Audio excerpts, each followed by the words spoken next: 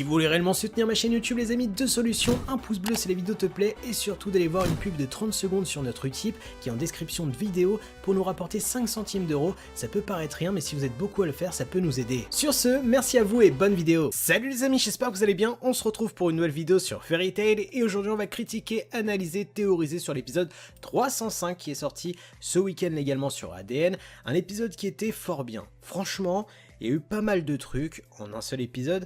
Mais putain, tu peux pas terminer l'épisode, frère, avec le retour de Guildarts sans le continuer. C'est ça que j'allais dire, putain, je suis hypé de fou. Ça va être un combat de malade contre God Selena.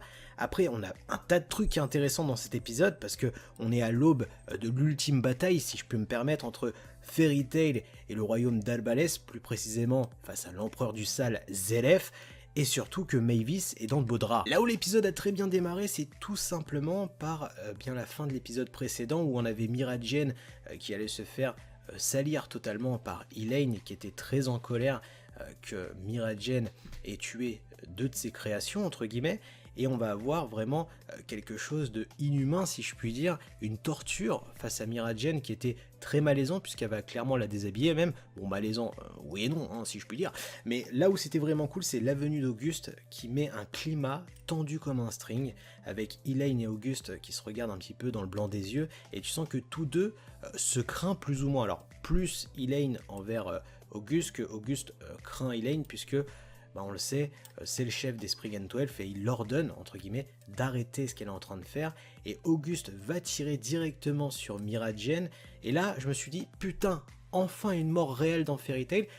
Et bah non, encore une fois, on s'est fait niquer, on est dans le monde des bisounours puisque Brandish va la sauver en rétrécissant sa plaie et c'est bien dommage. Après, si je pouvais apporter un petit bémol à cet épisode, c'est clairement sur quelques passages où c'était un peu longuet, où j'ai trouvé que on a passé trop de minutes entre guillemets sur des choses, je dirais pas futiles, mais presque, puisque Yukino qui retrouve sa sœur Solano, je dis pas que je m'en battais les couilles sur le moment, mais un peu, je voulais l'action, je voulais que ça avance, et effectivement, pareil pour le cas Mavis et Zelef, bon ils se sont retrouvés, mais il s'est pas passé grand chose au final, à part que Mavis est clairement la chienne de Zelef dans cet épisode, puisqu'elle ne peut plus rien faire, et que Elaine va réussir potentiellement à extraire le Fairy Hertz du corps de Mavis. Et ça on est bien d'accord, c'est quelque chose de plutôt hypant puisqu'on peut se dire bien que Zelef va arriver à ses fins avant que Fairy Tail arrive à leur guilde, donc Mavis va se faire peut-être tuer entre guillemets ou alors va être complètement capoute draconite sur le sol et Zelef va avoir la chose qui convoite le plus au monde actuellement, le Fairy Hertz, pour avoir quelque chose d'ultime, impactant pour la fin de Fairy Tail et une bataille qui sera bien la bataille la plus marquante de Natsu envers son frère Zelef. Mais la chose qui m'a le plus titillé dans cet épisode, c'est la venue de ce nouveau personnage qui aurait la capacité de tuer Acnologia. Et dans cet épisode, c'est clairement dit par Zelef, l'arcade Dragnir est clairement sa botte secrète, sa carte maîtresse pour pouvoir potentiellement gagner cette bataille. Le gars a la capacité de tuer Acnologia, mais c'est pas la chose qui m'a le plus choqué entre guillemets sur la venue de ce dernier Spriggan 12 qu'on n'avait pas encore vu, c'est le fait qu'il s'appelle Dragnir. On a vu tout le background entre Zelef et Natsu, on sait qu'ils sont frères, mais à aucun moment on nous a cité un troisième frère.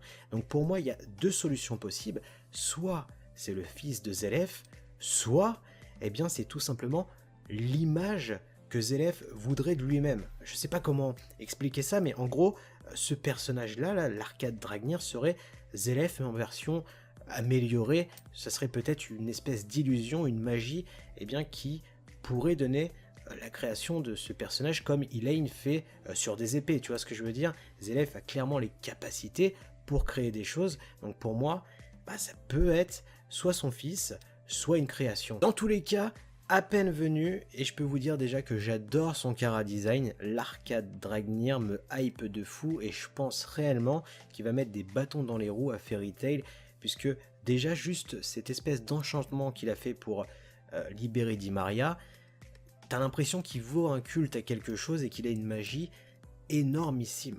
Et c'est là où je suis totalement fasciné par ce personnage, puisque je ne connais encore rien de lui, et pourtant, je l'apprécie réellement.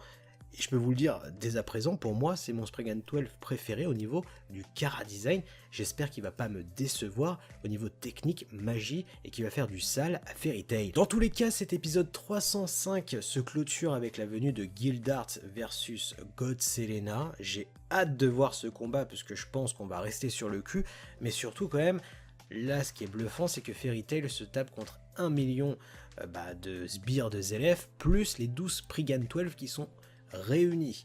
Donc je pense réellement que les vrais bails commencent dès l'épisode prochain. Donc n'oubliez pas de me dire toutes vos théories en commentaire, de liker, de partager, de vous abonner à la chaîne YouTube. Sur ce, moi je vous laisse. Tchuss!